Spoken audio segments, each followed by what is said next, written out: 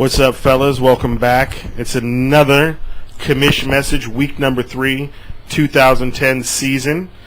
We got the treasurer.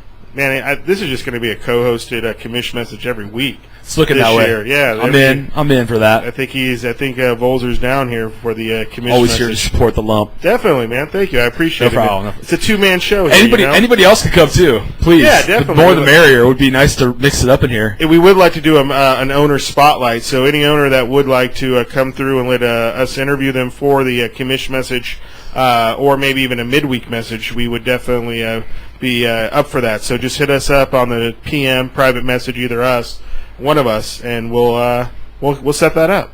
That sounds like definitely a good idea. But so what we're all here for, the games, week 3.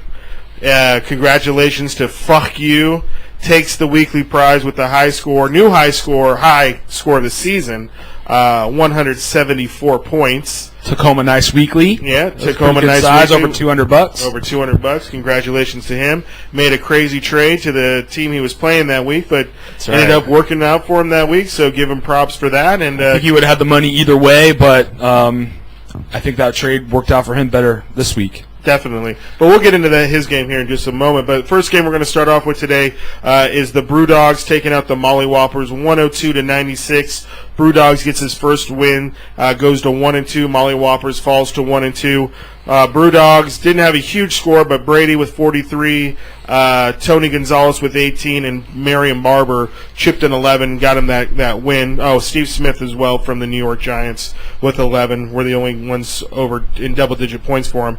Mollywoppers didn't look too good. Only really 2 players over double-digit points, and that was Matt Shaw with 24 and Gates with 17. Only ended up with 96 points. His team's hot and cold, with that Schaub-Johnson combo. Johnson's hurt. We'll see how that plays out, but definitely didn't get it done this week, so he got molly-whopped instead of molly-whopped in. What game you got, Bulls? I got the Rat Pack and the Jugs. This was another Monday night finisher, real exciting game. I could just imagine Fossey Foss at home doing push-ups, getting pumped up, scaring his wife. And the Dogs. And the Dogs. Score 134. Rogers for Rat Pack with 42. Hillis, he was one of the few that in the world that started Hillis, and it panned out for him this week, 24. And Bolden trading him away a week after scoring 33. But solid performance there. Jugs, Rivers with 53. Moss with 16. Bears defense gave him 18. That's about where his big players were. Tie score. Tie. What do they say about ties? We already have ties. What do they say about that? Only faggots tie. Is that the say? I think that is. I think that's the saying. Okay. Or at least that's what we were saying in the chat room on Sunday. But no, man, that's crazy. I can't believe we already have a tie this season. That's going to play into the playoff matchups. Watch. Definitely. When we come down. Absolutely. That's definitely going to play later on this season.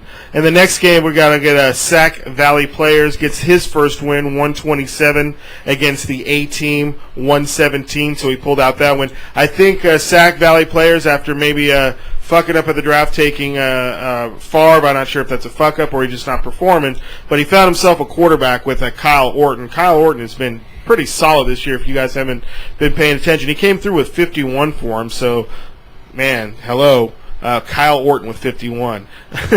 Gore in a garbage game gets 15, gets more receiving than running yards. Santana Moss shows up with 16. The Eagles Day chips in 25, and he pulls out that win, 127. A-Team, Breeze with 50. God, that guy's good. And then White with 12, and the Titans D with 18 were the only players in double digits for him, hence the reason for the loss. So, Vols, what you got next? Well, I'm going to talk a little bit about your game. Please don't. Collar Poppin' Pimps versus the Manning Pittsburgh Playboys. Lance Moore. Add that in. And we had a little throw in with Lance Moore this week. 129-92. Flacco got you 44, came through solid there. Marshall, 23.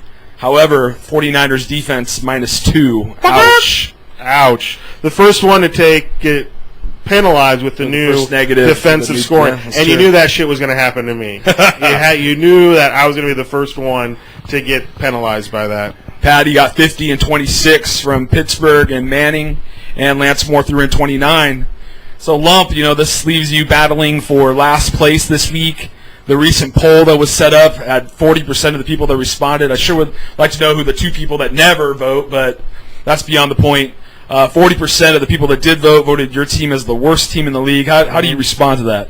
Well, you know what I'm saying? I love the haters, so they can hate on my team. And I know people are just used to me being on top. You know what I'm saying? I'm usually up there in the mix with first place. I'm having a down year, got a little adversity. I gotta battle through it. I definitely got names. I made a trade this week for Bolden, gave away Javad Best and Johnny Knox. Think it was a good trade. We'll see how it plays out, man.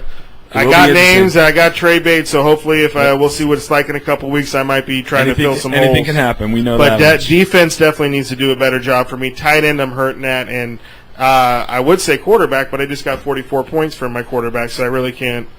I don't know where I'm at with that, actually. It actually kind of confused me more on my quarterback situation. We'll see. It'll be interesting with Baltimore's offense this year. Definitely. Well, I went out and picked out Chad Henne, too, this week. So my garbage. Yeah, your garbage. Exactly. One man's garbage is another man's treasure. We'll see how that works out for me. I'm going to roll with them this week because I can't go with Bolden against the Steelers D at home. Steelers D does look great.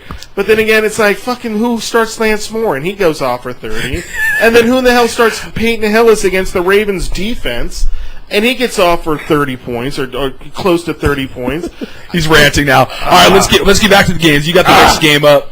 All right. Anyway, so who you got up next? last game I got here was your game, matter of fact. And fuck you. Ouch. Takes you out 174 to 135. 6 players on Fuck You's team goes for over 20 points. Matt Ryan with 36, Chris Johnson with 25, Mendenhall with 21, Deshaun Jackson with 23, Dustin Keller shows up huge with 21. But your old nemesis, Austin motherfucking Collie, dude, killing me Sacramento native. He is killing me this year. Killing you. 30 points this First week. To Peyton First Manning game of the year you lose because he goes for 73-yard touchdown at the end of the game. Just garbage points there. Exactly. And he kills you. So that's your nemesis, and he loves playing against any given Sunday. I guess so. He gets all fired up for it. Good for him.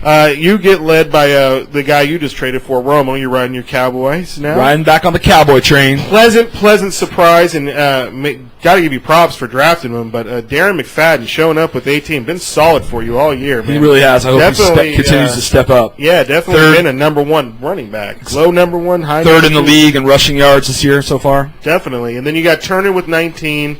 Then you had another pleasant surprise, Jeremy Macklin, 20 points. He's been solid, and then that was pretty much everyone on your team that went off, and you ended up with 135 and another harsh loss. And for those that are tuning in that are outside the league, our treasurer here, he has the team that will always score, lose the highest scoring.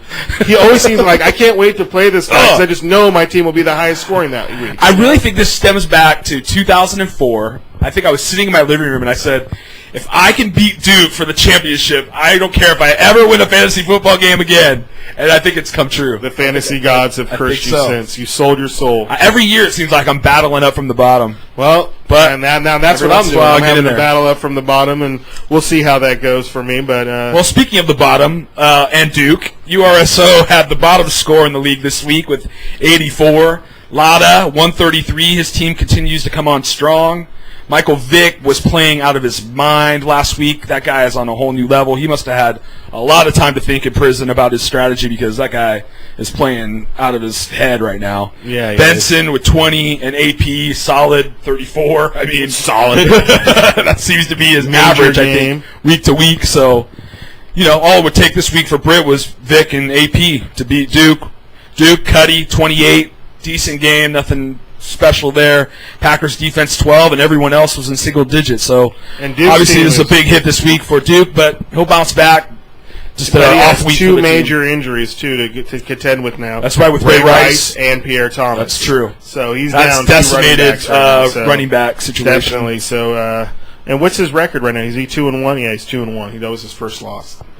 Right on. So I guess that's week 3, man. Did you? Yeah, I had one more thing about the Vic Sanchez matchup. Britt had posted a message on the board today, so I'm going to respond.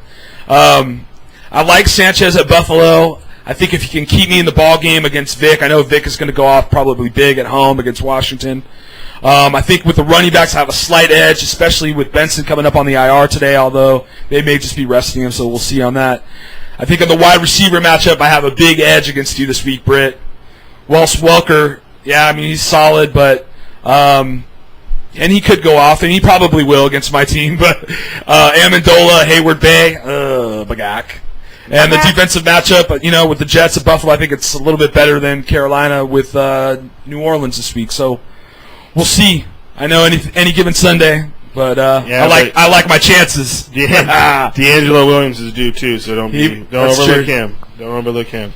Right on. So thank y'all for tuning in for week 3. The outro song, though, this one's dedicated to the Juggernauts, Matt Foster. This has to do with our shit talking on the boards on Sunday. I do have better balance than you, and I could probably dance a whole, a whole song with a drink and not spill it. So this one's going out to the Jugs owner, Matt Foster.